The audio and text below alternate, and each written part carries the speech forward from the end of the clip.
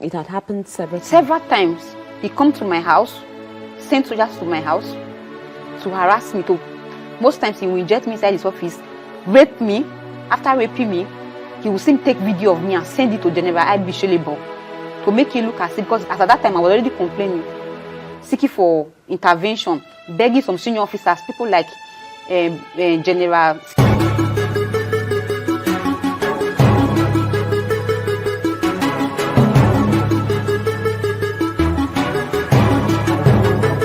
Musa, the current chief of defense staff, I told so many officers, I seek for redress, but nothing was done because he's my senior. Nobody was ready to give me a listening ear. So I exhausted all the procedures. I sought for redress using section 179 of the armed forces, and nothing was done. Nobody believed me. After injecting me, he would strip me naked and throw me inside psychiatric hospital. And there, General Ibishelebo, Colonel Ogo will come there, they will be snapping me. They took picture of me, harassed me. Most times he denied me as where he was my CO.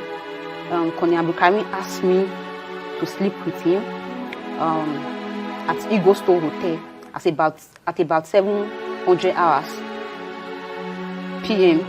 He asked me to sleep with him, which I refused. What day was this? It was Sunday. On 27th February 2022. So he called me to sleep with him, which I was very, very surprised. And army is against it. In the army, it's called fraternization. It's a big offense in the army, which I refused to sleep with him because he's my superior. Ever since then, Colonel Abdulkareem will inject me with Lactate injection, put me inside casket, popularly called body bag in the army.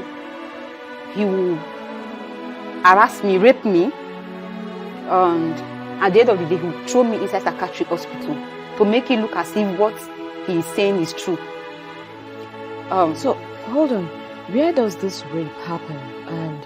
And putting you in a body bag, when did all of this happen? And give me more details about it. This whole thing happened in our unit, Cantonment Medical Center, Ojo there. I have witness. Was this in his office? Inside his office. Inside the office. With uniform. Most times he will instruct soldiers to pin me down while they give me Lactate injection. Most times he will point gun at me.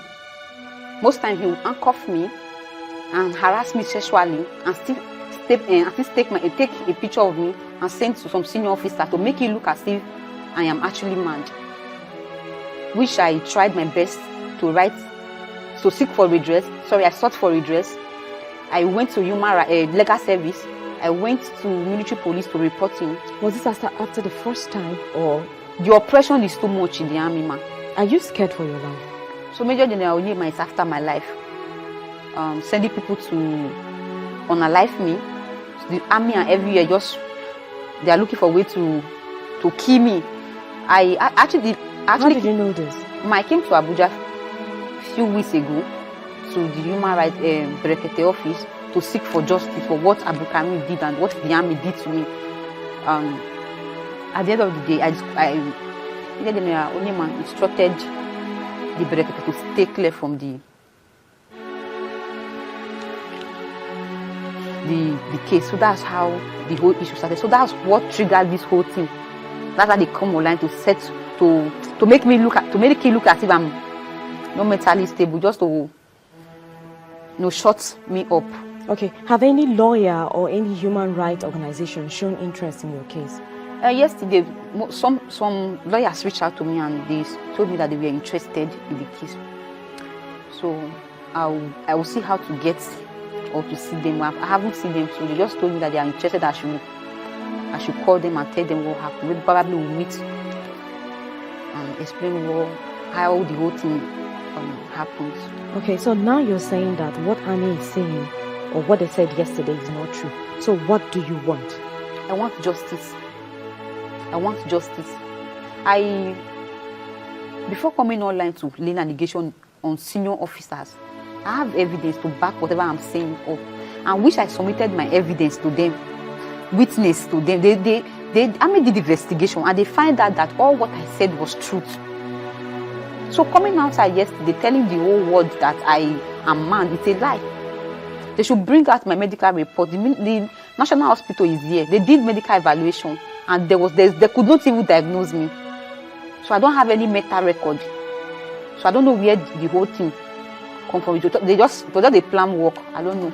Okay, so after the first time that this incident happened, did you take it to, did you report it the very first time that he tried to rape you or that he tried to harass you? Yes, I reported. Because you said that it happened several times. Several times. In my call, in the Nigerian Army medical corps, the Colonel Abdulkareem and they are the most senior officers in the medical corps. Though he lost promotion, so his mate are Brigadier General. They are the most senior officers in medical corps. But he has connection, and their classmates are all the people holding appointment in the medical corps. So if I report to this person, Abdulkareem will look for a way to. Okay, so your final word on this incident? I want Nigerians to intervene, and I need an open investigation. I need justice. That is all I want. The service. A year before I was posted to Abdulkareem, I was serving in Jos, Plateau State, 3D Medical Center. Then thereafter, I was later posted to Cantonment Medical Center, where I met Colonel Abdulkareem as the OC, the commanding officer there. When I came and I was the only private soldier there, and the youngest soldier there too. So he started by buying me gifts, which I refused to collect. And there I was very surprised, and he called me to an hotel that I should meet him in Igosto Hotel, opposite Ojo Cantonment Medical Ojo Cantonment. When I got there, he asked me to sleep with him, promising me if I allow him sleep with me, he will allow me go to school. He promised to give me 50,000 naira cash after that, sum of 50,000 naira that very day, which I refused because in the army it's against the law. It's called fraternization. You don't fraternize with your senior. Thereafter, that's how the whole thing started. It started by maliciously dealing with me, by putting me on extra duty. I call that one army work. It's part of the job. Sending me to guard rooms, dealing with me. All of a sudden, he started threatening me that if I did not sleep with him, he would dismiss me from the job. There's a day I got to find out that he normally sleep with me after injecting me. There's a day there's this former chief army staff, retired General Farouk Yaya wife, came to commission a particular place, the maternity part in our hospital. So when she came, before that they already gave me that injection, and I was putting on to a strong uniform and the army office wear. So all of a sudden I saw Dr. Cosmos, I think the third day. Dr. Cosmos, the copper, he was serving there in our hospital. He came and gave me another injection, which flushed out those one they gave to me before. And I saw myself naked. And he now asked me to pass the back door. That in our house, they are outside. In our house, their officers' wife and association. They were outside that very day. So I got my body was stained, and they stripped me naked inside the hospital, inside his office. So immediately the woman came, he now instructed one of the serving copper, the one that was serving with us that time, Cosmos, and he told Cosmos to go and give me injection and ask me to pass the back door. This is very, very, very strange. So all of these things that you say happened when you're unconscious. Yes.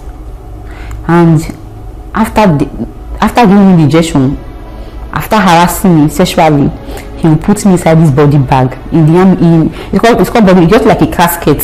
He put me inside. I think they mostly using in the northeast because for them to go and get casket and everything.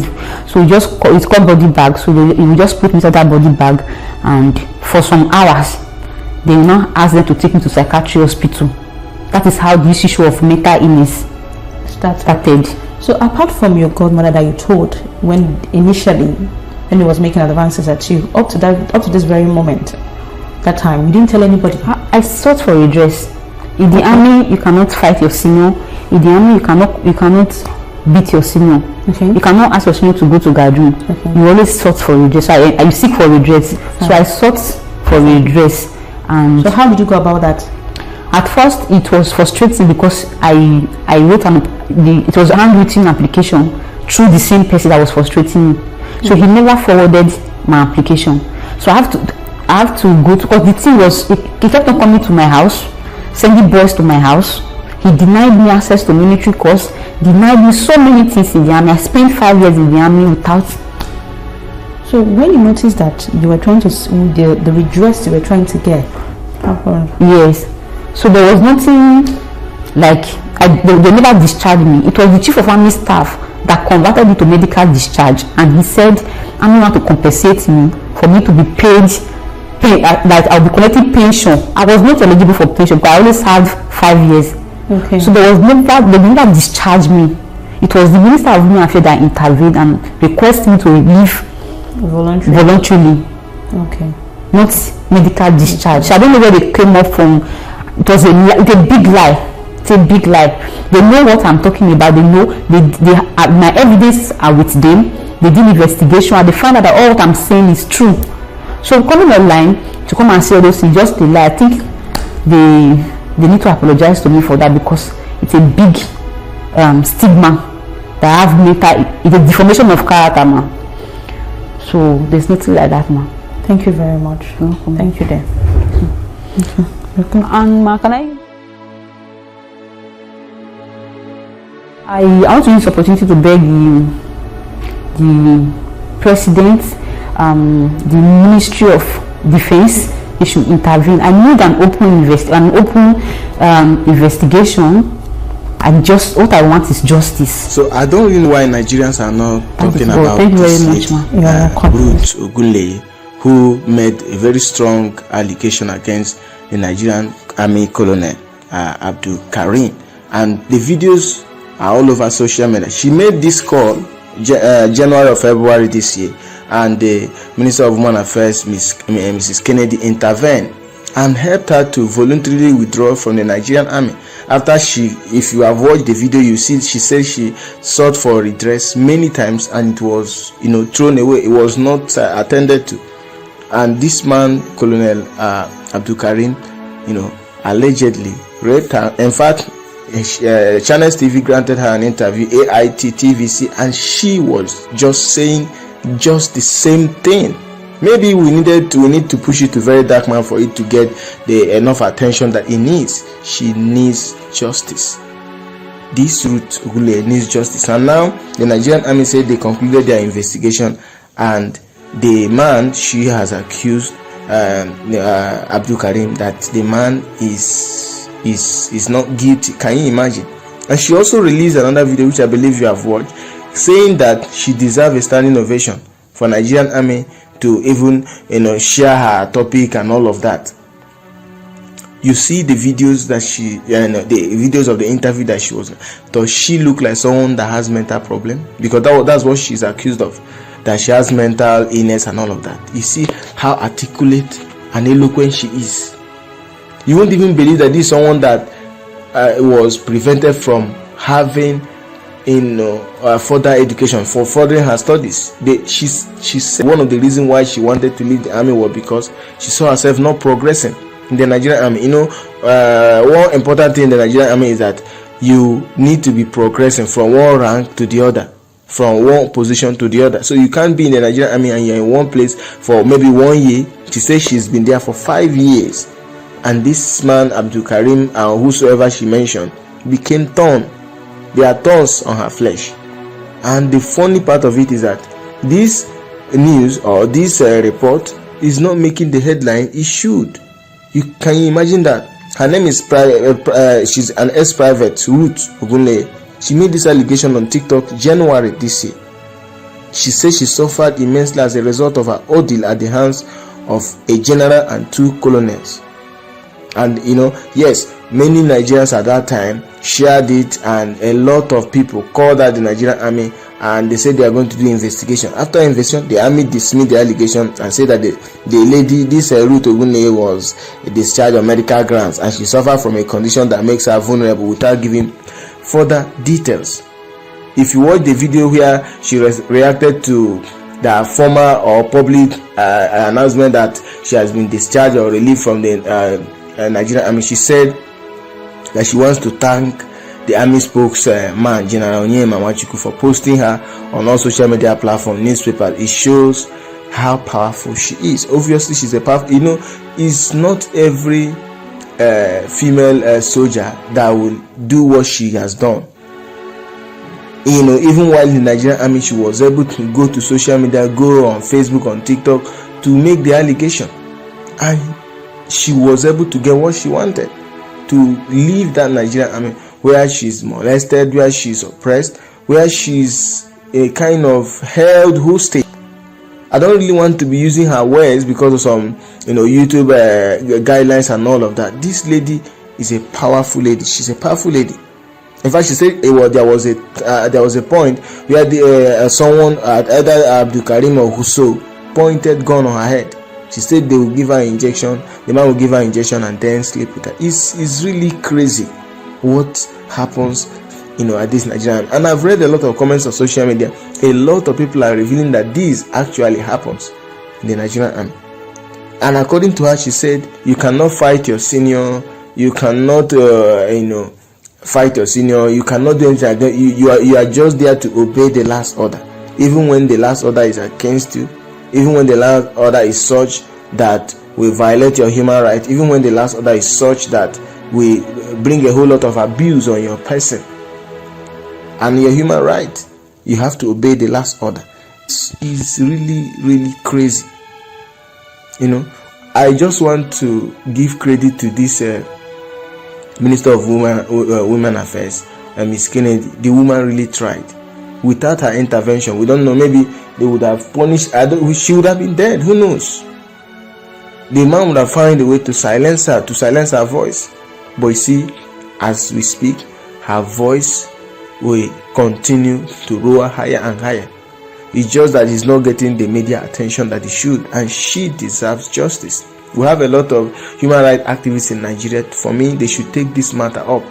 How can the Nigerian Army tell us that they have concluded their investigation without any proof, without details of how the investigation was carried? In one of her interviews, I think on Channels TV, on AIT, she said that she was taken to National Hospital. She was taken to NDLA to maybe in case she took substances, and they found the results came out negative. So where then is a report that claimed that she has mental problem? While she was still serving under the operation of this Abdulkareem, she said that the man always threw her to the psychiatric hospital. Yes, she's a soldier, a female soldier that is working at the army hospital, and she experienced a whole lot of abuses and all of that. And she is not just the only victim, but she is the only powerful female soldier that was able to stand her ground to call out this evil that is going on in the Nigerian Army. Oppression, suppression, and abuse. That's what I can use to describe what happened to this lady. And I can tell you, even as I'm sharing this video too, she will get the justice that she deserves.